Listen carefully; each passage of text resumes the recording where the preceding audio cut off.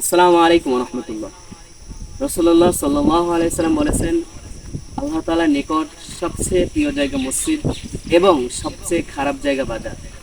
এই হাদিসটি আজকে শুনবো মাদ্রাসার ছাত্রদের কাছে। তোমাদের মধ্যে কে বলতে পারবে? তুমি এদিকে আসো তো, তুমি বলো। 27 নম্বর হাদিস শরীফ, তাহাব্বুল বিলাদি ইলাল্লাহি মাসাজিদুহা ওয়া আবগাদুল বিলাদি ইলাল্লাহি আসওয়াকুহা। 27 নম্বর হাদিস শরীফের অর্থ, আল্লাহ তাআলার নিকট সবচেয়ে প্রিয় জায়গা মসজিদ এবং সবচেয়ে খারাপ জায়গা বাজার।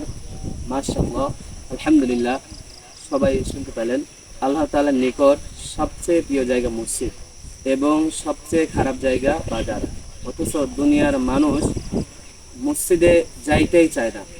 দেখবেন, একটু লক্ষ্য করলে বাজারে লোকের অভাব নাই, আর মসজিদে ফাঁকাই আছে। প্রতিটা ওক্তে দেখবেন এক কাতার দুই কাতার করে লোক।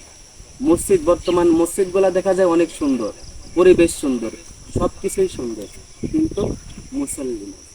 অথচ বাজারে দেখেন নোংরা পরিবেশ, এদিকে সেদিকে সব জায়গায় নোংরা। অথচ ওইখানে দেখেন মানুষের অভাব নেই। এখানে আল্লাহ তাআলা, রাসূলুল্লাহ সাল্লাল্লাহু আলাইহি ওয়াসাল্লাম বলেই দিয়েছেন যে আল্লাহ তাআলার নিকট সবচেয়ে প্রিয় জায়গা মসজিদ আর সবচেয়ে খারাপ জায়গা বাজার। অথচ আমরা কি করি? মসজিদে না গিয়ে আমরা যাই বাজারে, যতটুকু প্রয়োজন কাজ সেরে আমরা চলে আসি। অথচ দেখেন বাজারে আমরা বসে বসে বিভিন্ন চায়ের দোকানে বসে আড্ডা দিই, গল্প করি, সময় নষ্ট করি।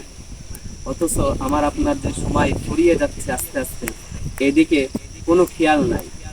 নামাজ কালামের প্রতি আমাদের কোনো খেয়াল নাই। আমাকে আপনাকে যে ওই গহীন অন্ধকার কবরে যাওয়া লাগবে, আমার আপনার সময় শেষ, হাতে নাই, আর সময় নাই।